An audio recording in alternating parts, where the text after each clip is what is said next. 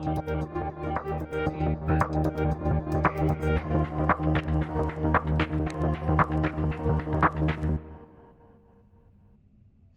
everyone, it's technology expert Burton Kelso here with another tech tip to help you get the most out of the technology in your life. Today we're talking about how to avoid snail mail cyber scams. Now I know that sounds kind of ridiculous, but cyber criminals have taken new steps in order to get your precious information. They know that people are aware of online cyber scams, so why not take a different approach and start attacking you via snail mail? Now, most people think that they only get junk through snail mail, but there are people that still receive snail mail and not all email, and criminals are going to take advantage of that. So in this video, we're going to take a look at some of the most common snail mail schemes or snail mail cyber schemes, and then discuss ways that you can stay safe from these threats. Now, the first threat would be malware delivered through physical media. That means normally a flash drive, not a CD-ROM drive, because obviously computers don't have CDs anymore. Well, this isn't the old days of AOL where you get a CD in the mail to install your AOL service. It was 30 years ago. It's hard to believe, but now criminals may send out physical media in snail mail. It may be the guise of a criminal sending out a USB drive claiming that it's from your relatives or some awesome business offer, or even a, sounds weird, but even a software program that you may want to download. But regardless, you want to avoid any USB flash drive or any physical media that comes via mail, because in most instances, if it's software, then you can download that from a safe and secure website. But if it's on a flash drive, it's a good opportunity for criminals to install some sort of tracking software on your computer or some malicious malware that will redirect you to a website where criminals will ask for and get your important information. So beware, if the flash drive shows up unknown to your snail mail or mailbox, don't use it, don't install it. Next on the list is QR code scams. Now, this is a recent scam that has popped up basically out of Sweden, where people were getting notices from their bank or their fake bank asking people to use their smartphones to scan a QR code, which would then take them to a bogus looking site. I shouldn't say bogus looking, but a bogus site that is designed to look like your bank. And once you get to the duplicate site that looks like your bank, then you enter in your bank credentials, which cyber criminals will use in order to log into your bank or other financial institution. Now, I talked about QR code scams and phishing in a previous video, but beware when you scan QR codes.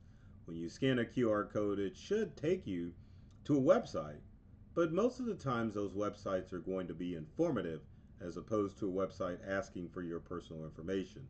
So if you do scan a QR code and it's asking for personal information, you want to make sure that you aren't entering in information that criminals can use in order to steal your data.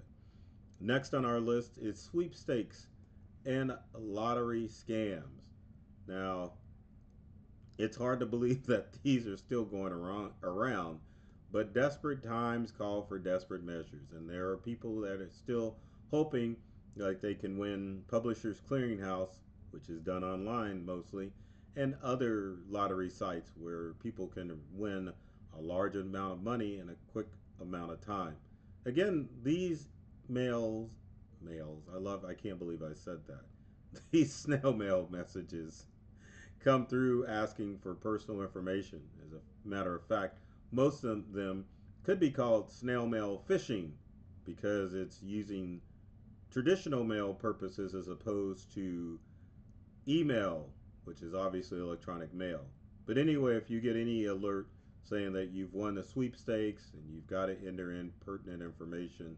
You don't want to fall for these scams because, again, criminals are always looking for your personal information so that they can get a hold of it and get your precious data. Next on our list is credit card scams. Oh boy, everyone's getting one of these every now and then, and it's not the fact where, um, well, some of them are legitimate. Let's put it that way. We have a credit card company reach out and say that you've been pre-approved to get a credit card.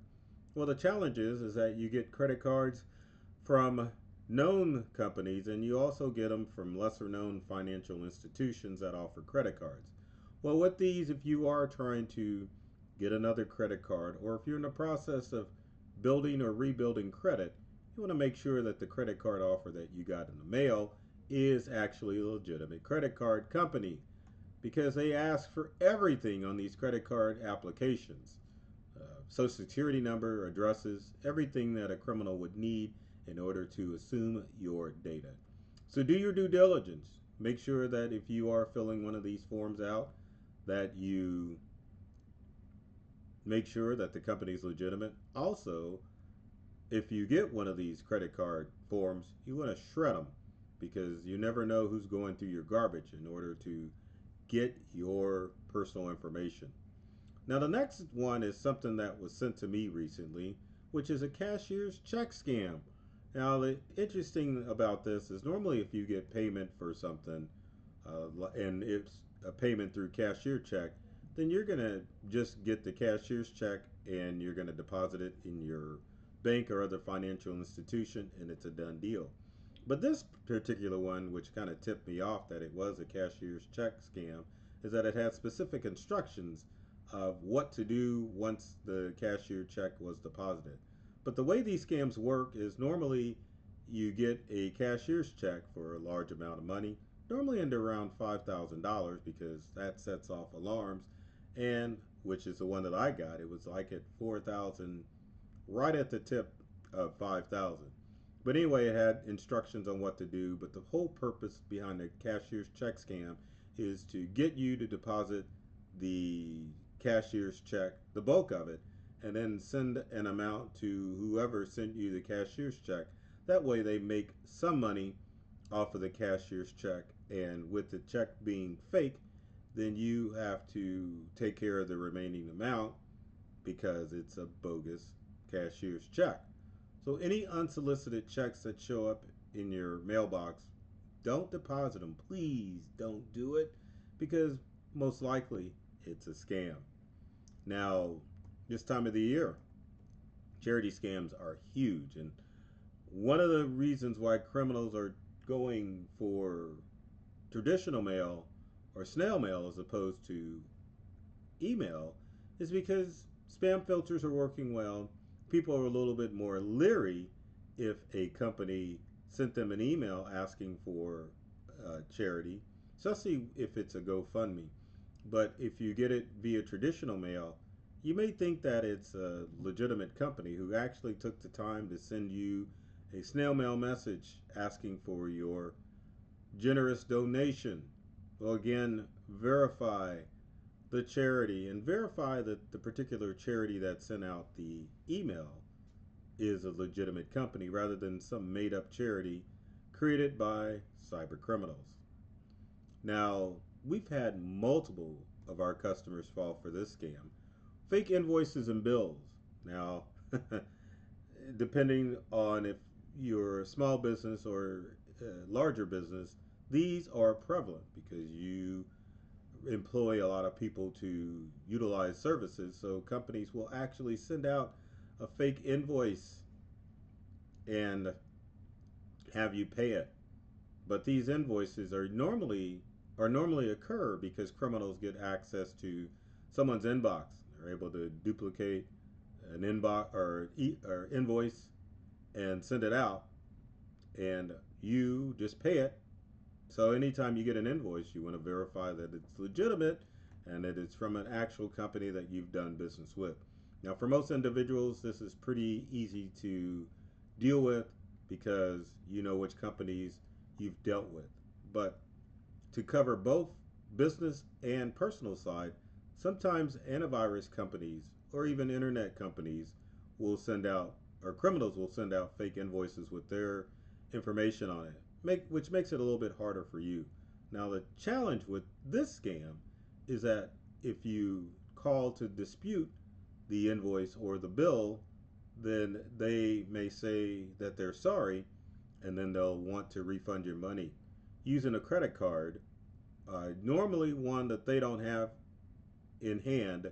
So they are scamming you not only out of personal information, but out of getting your credit card numbers as well. How about those phony tax letters?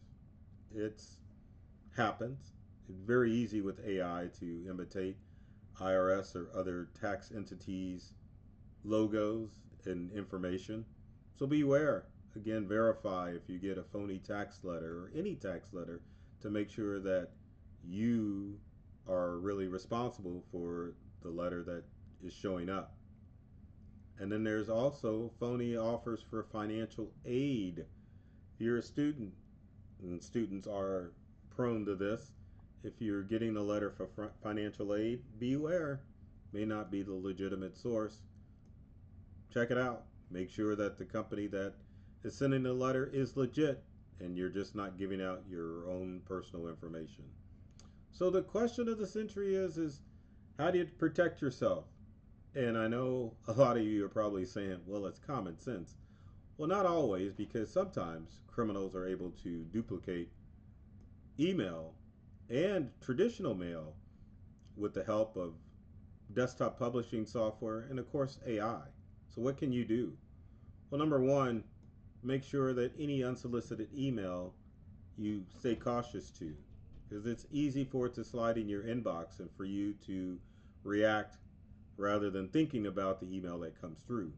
Both real world attacks and snail mail attacks are socially engineered like emails, meaning that these mail letters are designed to make you react rather than to think about the information that is in the letter. So be cautious, number one. Number two, if you get any documents that are sensitive, that are credit card forms, anything that is got your information on it, be sure to shred them because criminals sometimes do peep out your trash can to find out what information they can gain about you. So shred those documents, even if you just tear them up. And then if you do get some suspicious email, make sure that you report it to the U.S. Postal Service so that they are aware of what scams are going on so that they can warn people like yourself that may have fallen for or are tempted to for some of these scammy messages that are coming into your inbox. So with that said, if you've got comments or questions, leave them in the comment section below. Would love to hear from you to find out how I can help you avoid some of those scammy messages out there. And with every video, I shouldn't say ask or beg, but suggest that if you like this video, be sure to share it, like it, and comment on it so that people like yourself that aren't familiar with technology can get tips and tricks to help keep them informed and safe. Now, my goal with every video that I make is to open you all up to a whole new world of ideas and experiences using technology. I love technology and I've read all the manuals and I'm serious about making technology fun, safe, and easy to use for everyone. So take care of yourself and do many things to make you smile, and thanks for watching.